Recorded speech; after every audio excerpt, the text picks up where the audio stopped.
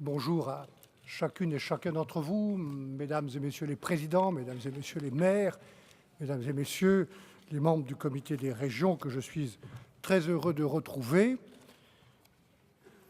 Bien sûr, pour vous remercier, Monsieur le Président Marcoula, de cette invitation à m'exprimer sur les enjeux de la négociation difficile, extraordinaire qui va s'ouvrir.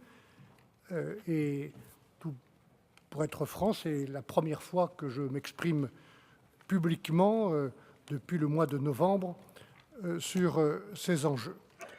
Vous me permettrez peut-être gravement de dire un mot de solidarité, puisque nous apprenons au moment où je m'exprime devant vous que des événements graves se déroulent à Londres, devant le Parlement, qu'il y a des victimes.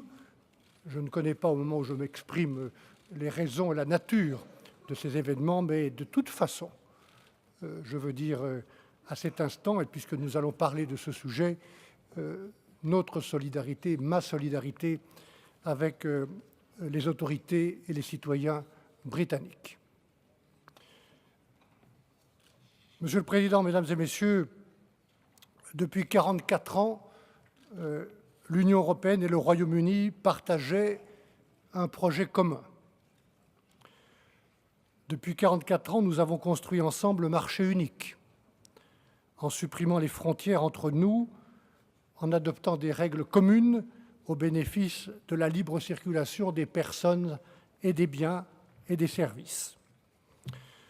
Nous avons créé ensemble la citoyenneté européenne, qui s'ajoute à la citoyenneté nationale. Consolider les valeurs de l'état de droit, de la paix, de la démocratie, qui sont au cœur même de l'identité européenne. Nous avons accompagné ensemble la réunification de l'Europe après la chute du mur de Berlin, et le Royaume-Uni s'est alors montré ambitieux pour ouvrir ses frontières, son marché du travail aux ressortissants des pays adhérents, et nous nous sommes engagés ensemble à financer dans la durée la politique de cohésion à laquelle votre comité est légitimement attaché pour réduire la fracture historique et territoriale sur notre continent. Ce projet commun continuera, mais désormais sans le Royaume-Uni, puisque telle est sa volonté. La décision d'une majorité de citoyens britanniques de quitter l'Union européenne conduit à cette situation exceptionnelle. Nous savons maintenant que le Royaume-Uni notifiera formellement son intention de quitter l'Union le 29 mars prochain, dans quelques jours, et cette notification va déclencher formellement une période de négociation de 2 années, 24 mois. Sur la base de cette notification, les 27 chefs d'État et de gouvernement, ainsi que les présidents Tusk et Juncker, vont travailler pendant quelques semaines sur les orientations, les guidelines dont j'aurai besoin pour conduire cette négociation, et je la conduirai évidemment dans le respect du mandat du Conseil européen et du Conseil, et en confiance avec le Parlement européen qui vous accueille aujourd'hui. Mesdames et Messieurs, le Brexit aura d'importantes conséquences humaines, économiques, financières, juridiques, sociales, politiques. Il faut bien mesurer que l'absence d'accord aurait pour tout le monde des conséquences plus graves encore. Plus de 4 millions de citoyens britanniques au sein de l'Union et de citoyens européens au Royaume-Uni seraient alors confrontés à une incertitude totale sur leurs droits et leur avenir. Des problèmes d'approvisionnement au Royaume-Uni qui perturberaient les chaînes de valeur. La réintroduction de contrôles douaniers contraignants qui ralentiraient inéluctablement nos échanges et engendrerait des files de camions à Douvres. De graves conséquences et de graves perturbations du trafic aérien vers et depuis le Royaume-Uni. Une suspension de la circulation des matières nucléaires au Royaume-Uni qui se trouverait du jour au lendemain en dehors d'Euratom. Et je pourrais multiplier les exemples. Le Royaume-Uni serait évidemment gravement affecté par une telle situation en cas de non-accord. Je rappelle que 2/3 de ces échanges sont actuellement encadrés et protégés par le marché unique et par les accords de libre-échange que nous avons conclus, nous, l'Union européenne, avec plus de 60 États partenaires. Mais l'Union, notre Union, serait elle aussi affectée, même si nous continuerions, dans tous les cas, à bénéficier du marché unique à 27 et de nos accords de libre-échange. Monsieur le Président, Mesdames et Messieurs, ce scénario d'un non-accord, ce scénario du no deal, n'est pas le nôtre. Nous voulons un accord, nous voulons réussir. Réussir non pas contre les Britanniques, mais avec eux. C'est pourquoi, au nom des 27 et avec toute l'équipe qui m'entoure, je veux dire que notre volonté est bien de parvenir à un accord sur un retrait ordonné du Royaume-Uni et de préparer le chemin vers le nouveau partenariat que nous aurons à construire avec lui. Et puisque vous m'en apportez l'occasion, il nous faut donc aujourd'hui parler des conditions pour réussir. Mr. President, ladies and gentlemen, the first condition is the unity of the 27, which goes hand in hand with transparency and public debate. I took office on 1st of October, and I have met the governments of the 27 member states. Over the past few weeks, I've started the second tour of the capitals to meet again the governments, as well as the national parliaments, the trade unions, and the professional organizations. During this period, and for the duration of the negotiations, I will naturally work in close cooperation with the European Council, its President Donald Tusk, the Council, the European Parliament and its President Antonio Tajani, and all other bodies and institutions of the European Union.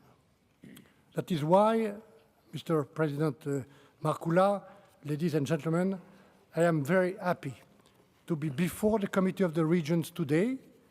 I've so often worked with your committee and with you in the previous time when I was Commissioner for the Regional Policy, because you are the voice of regions, cities, rural areas in all their diversity.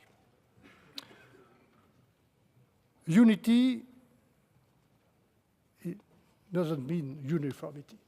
Unity is the first condition for reaching an agreement in the negotiations. It is, of course, in our interest, but it is also in the UK's interests. And I want to say this to our British partners, and I know that some of them are in the room. Because at the end of the day, we both need a united Europe to reach a deal. I would add another point, if I may. This unity will be even stronger when it is built on transparency and public debate. And your committee, once again, will actively, I know, take part to this public debate. These negotiations cannot take place in secret. We will negotiate in a transparent and open manner, explaining to everyone what we are doing. And during these negotiations, we must also explain objectively what leaving the European Union means for the country that leaves, but also for the other member states. Ladies and gentlemen, we need to tell the truth, and we will tell the truth to our citizens about what Brexit means. The second condition for reaching agreement is removing the uncertainty created by the UK's decision to leave. This uncertainty is first and foremost that of 4.5 million citizens. The Polish students who have access to British universities under the same condition as British students. The British pensioners who are resident in Spain and who benefit from health care under the same conditions as Spanish pensioners.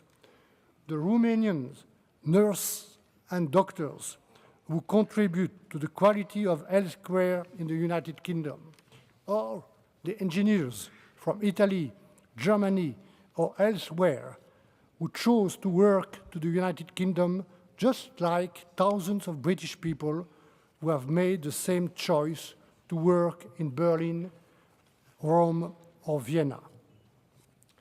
We hear their doubts, we understand their worry, and we must act effectively in response. Guaranteeing their rights as European citizens in the long term will be our absolute priority from the very start of the negotiations. Our watchword will be citizens first. And in that way, I welcome the College decision this morning to register the two citizens' initiatives. The issues at play here are complex, very complex, whether there are residency rights, access to the labor market, pension or social security rights, or access to education. We will work methodically on each of these points. We will not leave any detail untouched, and we are already working with all member states on this. It will take time, several months, certainly, but we must do serious legal work on this with the UK.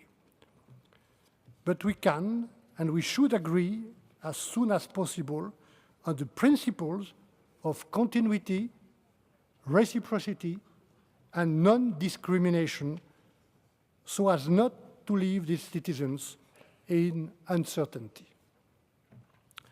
Ladies and gentlemen, next is the uncertainty for regional and local authorities and all beneficiaries of programs that are currently financed by the European budget. Who and what are we talking about? Beneficiaries of the European Social Fund, which with almost 90 billion euros for all regions, helps those men and women who are at least qualified and have most difficulty in finding work. Beneficiaries of the European Regional Development Fund that you all know well, we are talking about almost 200 billion euro to support regions, cities in economic difficulty and regions that are isolated, including outmost regions. Beneficiaries of the Juncker Investment Plan, almost 315 billion euros of investments, thanks to which we are fighting climate change. For instance, it's just an example, by financing a wind farm in Belgium and also supporting advanced infrastructure in healthcare and energy in the UK. Beneficiary of the Horizon 2020 research program, which allowed the EU to invest almost 80 billion euros in science and industrial innovation, which helps us face up to the big challenge of our time. Ladies and gentlemen, Mr. President, all these programs, we approved them together at 28 with the United Kingdom. We financed them together at 28, and we benefit from them at 28. Each country must honor its commitments towards each other. Let me be clear. when a country leaves the Union, there is no punishment. There is no price to pay to leave. But we must settle the accounts. No more, no less. We will not ask the British to pay a single euro for something they have not agreed to as a member.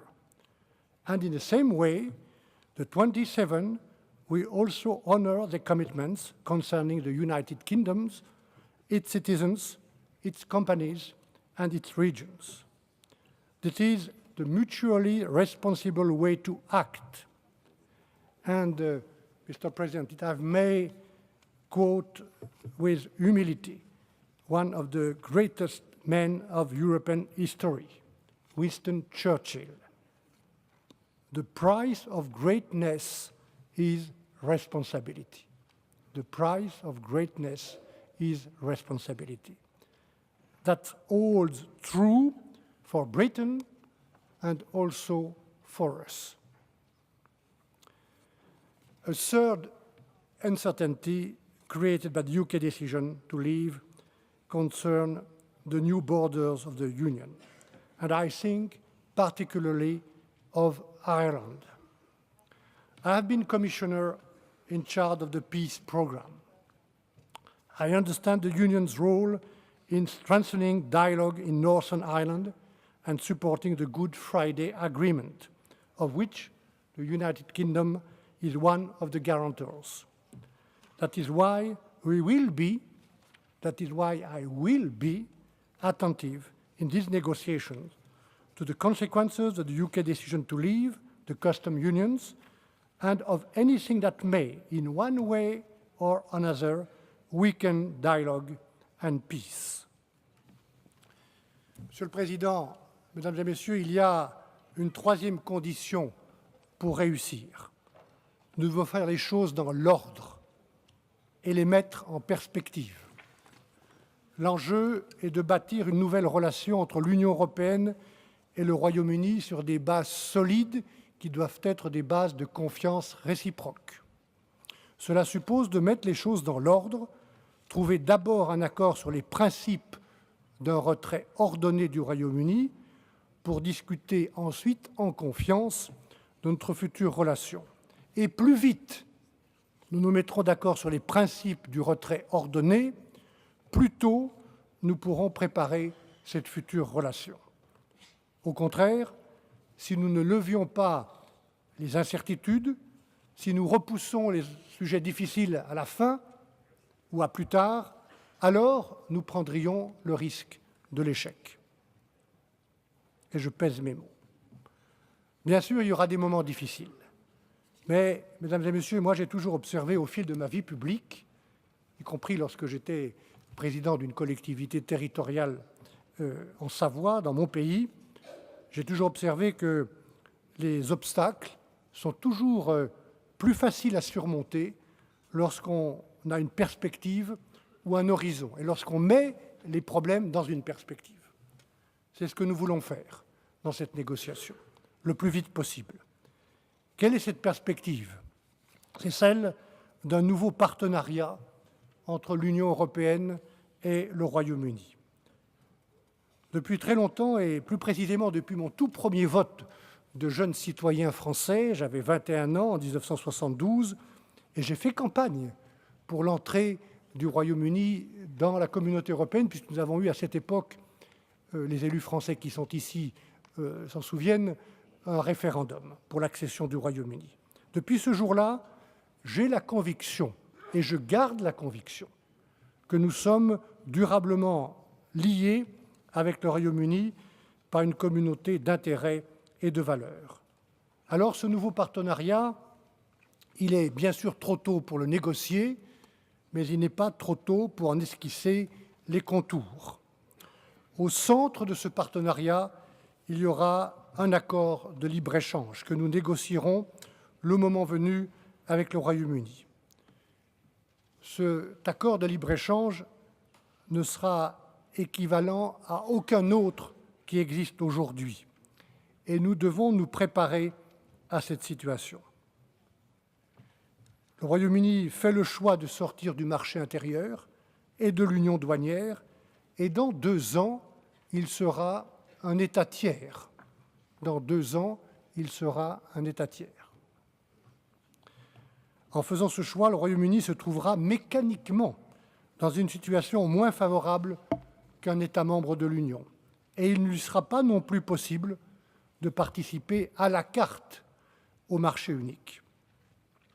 Mesdames et messieurs, il n'existe pas de précédent dans l'histoire européenne à un tel accord de libre-échange, puisque jusqu'à présent, tous les accords commerciaux conclus par l'Union européenne avec plus de 60 pays tiers, par exemple la Corée du Sud, récemment le Canada, tous ces accords se sont inscrits dans un processus de convergence réglementaire. Le Brexit crée une situation différente, puisqu'aujourd'hui, nos standards, nos règles sont parfaitement intégrés entre les 27 et le Royaume-Uni au début des négociations. Et donc, ce qui est devant nous, ce n'est pas la perspective d'une convergence réglementaire, mais le risque ou la probabilité d'une divergence réglementaire qui pourrait nuire au marché intérieur. Nous sommes fondés à être vigilants, et nous serons vigilants à ce que cette divergence réglementaire ne se transforme pas en du dumping réglementaire. Vigilants, les gouvernements, je le sais, le Parlement européen, le négociateur que je suis, mais aussi les parlements nationaux et la société civile. Je pense aussi les élus et responsables de régions et de villes. Mesdames, Messieurs, s'il en allait autrement, cette négociation provoquerait des incompréhensions et des oppositions contre l'accord de libre-échange lui-même. Et je rappelle que cet accord, sans doute un accord mixte, devra en toute hypothèse être ratifié par tous les États membres et les 27 parlements nationaux. Voilà pourquoi nous devons prévenir ce risque de dumping réglementaire. Voilà pourquoi nous devons garantir des règles du jeu équitables et les faire respecter efficacement. Garantir ce level playing field, ces règles du jeu commune, sera essentiel. Monsieur le Président, nous sommes d'accord avec Theresa May lorsqu'elle appelle, dans un discours récent, et je la cite, à un bold and ambitious free trade agreement. Oui, nous pouvons avoir ensemble de l'ambition, mais pour nous, je le dis clairement, cette ambition s'appliquera aussi aux standards sociaux, aux standards fiscaux, aux standards environnementaux et de protection des consommateurs auxquels les citoyens européens tiennent à juste titre.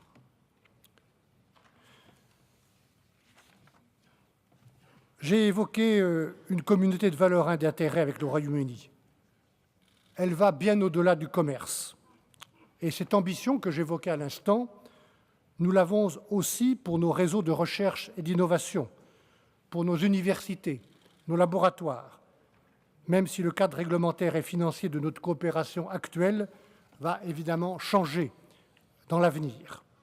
L'ambition, nous l'avons pour la lutte contre le changement climatique, où nous pourrons davantage réussir en restant ensemble dans l'esprit des engagements que nous avons pris ensemble à l'occasion de la conférence de Paris. L'ambition, nous l'avons en matière de coopération internationale, de développement, notamment à l'égard de ce grand continent voisin qu'est l'Afrique. L'ambition, nous l'avons en matière de sécurité intérieure et extérieure, qu'il s'agisse de la lutte contre le terrorisme, d'échange d'informations, de lutte contre les menaces hybrides ou de cybersécurité. Je le dis aujourd'hui en particulier, en pensant aux victimes peut-être des événements de Londres, mais aussi en pensant avec émotion aux victimes des attentats ici à Bruxelles du 22 mars, aux victimes de tant d'autres attentats en Europe et dans le monde. Et l'ambition, nous l'avons en matière de défense. Sur ce point, le Royaume-Uni a toujours joué un rôle actif avec de nombreux pays européens au sein de l'OTAN, et cela continuera, mais aussi dans plusieurs initiatives et opérations européennes liées à la politique étrangère et de sécurité commune.